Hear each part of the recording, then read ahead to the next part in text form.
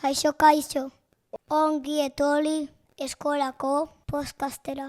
Hau txiki, kueto prest. Gaur, gauza divertigari asko entzun ditugu. Presaudete.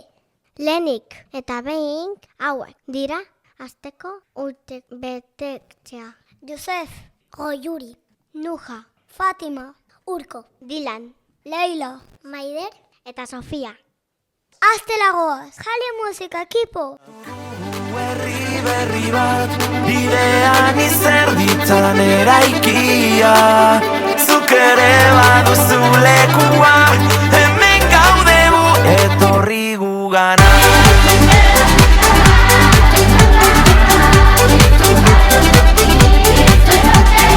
Arratsaldeon Gasteiz, un saludo de Radio Vitoria. Recordamos que llevamos muchos... Kaixo denoi, gu begarren mailako ikasleak gara.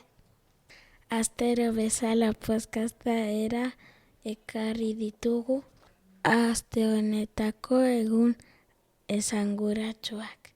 Lehenengo egun esanguratsuak maiatzaren 5 esku garbien eguna da. Gogoratu zerbait jan aurretik eskua garbitzea. Begarren egun seguratsua. Maiatzaren 6 dietarik gabeko eguna ospatzen da. Gozatu janaria. 3. egun esanguratsua. Maiatzaren 8 astoaren nazioarteko eguna da. Gure baseretarek ospatuko aldute eguna. 4. egun esanguratsua. Maiatzaren 9 galtzerdi galduen eguna da. Nire garbigailuak galtzerdiak jaten dizkit.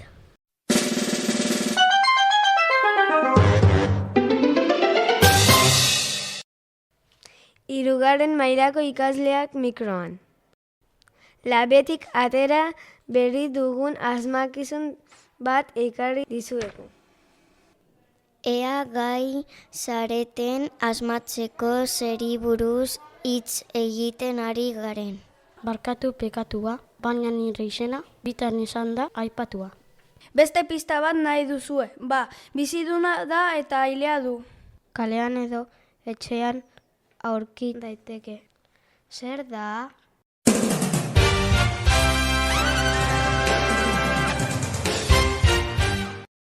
Kuku, 4. mailaren txanda orain.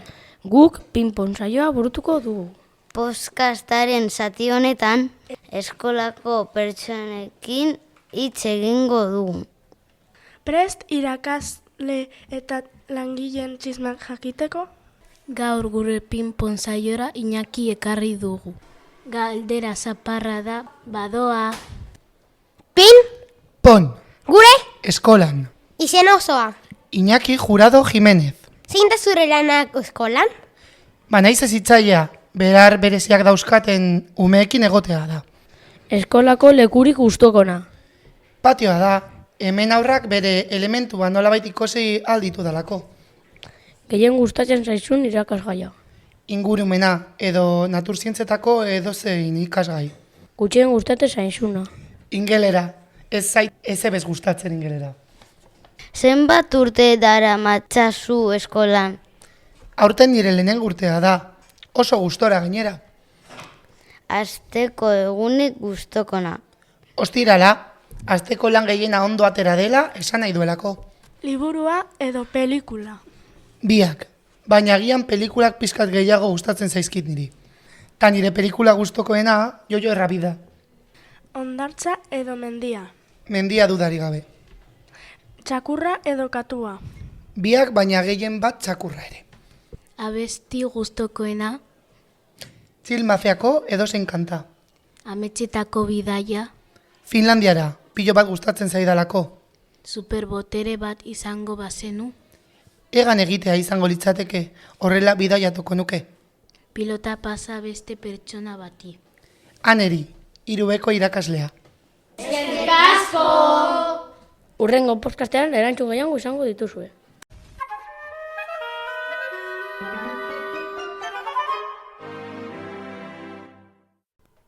Bosgarren mailatik astero bezala galdera zoroarekin gatoz. Gogoratu zuen erantzunak nahi ditugula. Aurreko asteko galdera hau zen. Tren elektriko bat iparraldetik hegoaldera bidaiatzen badu nora doakea? Hau erantzunaren azalpena da. Ez du kearik ateratzen. Tren elektriko bat delako. Energia elektronikoarekin funtzionatzen duelako. Eta aste honetako irabazlea, 4. mailako punki izan da. Zorionak! Gaurko galdera hau da. Zergatik zerua urdina da? Zorte on guztioi! Eta gogoratu parte hartzea, opariak zuen zain daude.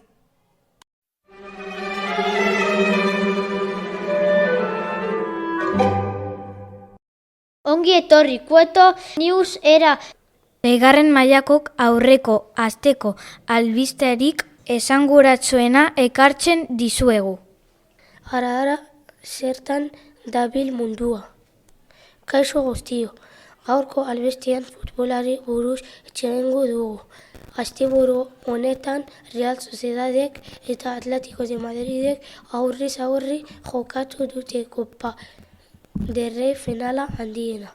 Finala Sevilla jokatu zen La Cartuja futbol zelaian. Partida oso lehiatua izan da eta bi berdintuta amaitu da luzaepena ondoren. Azkenik penaltietan erabaki da garaila eta Real Sociedad izan da txapelduna. Penaltietan oso garrantzitsua izan da Unai Marrero. Errealeko atezaina 2 penalti gelditu zituen eta Saleh giro ikusgarria sortu dute eta partida oso zirraragarria izan da. Gainera, zorionez Kopa Euskal Herrira ekarri digute beste behin. Zorionak txapeldunei! Kaixo gu, Maer, Zoraia eta Belen gara, eta hau da gure top 10 Stranger Thingseko pertsonai hobenei buruz. 10 Kalia zeran zarra zelako baina gero 11 lagundu ziolako. 9. Jonathan, Steve hiltzea salbatu zuelako. 8 Hopper guziak laguntzen dituelako. 7. Nancy, bere lagunak babesteko borrokatu zuelako Mainflayerekin eta guztia bere arreba babesteko egiten duelako. 6. Demogorgona, pertsonaia oso garrantzitsua delako. 5. Beknak ez zen guztiz txarra eta asko sufritu zuen txikitan, gainera antagonista da. 4. Eleven, bera gabe ez delako ezer existitzen eta sakrifikatu zelako. 3. postuan Will, oso garrantzitsua delako eta boterak dituelako. 2. postuan Dustin, asko sufritu zuelako eta oso barregarria delako. Eta lehenengo postuan Steve Harrington, ume guztiak babesten dituelako eta oso polita delako. Eta bukatzeko Steve Harringtonen musika taldea entzun beharko duzue. DJ-O deitzen da, oso musika eta besti onak dituztelako. Eskerrik asko guzti hori, gurekin egoteagatik. Espero dudu, saio hau, zuen gustotua. Izana.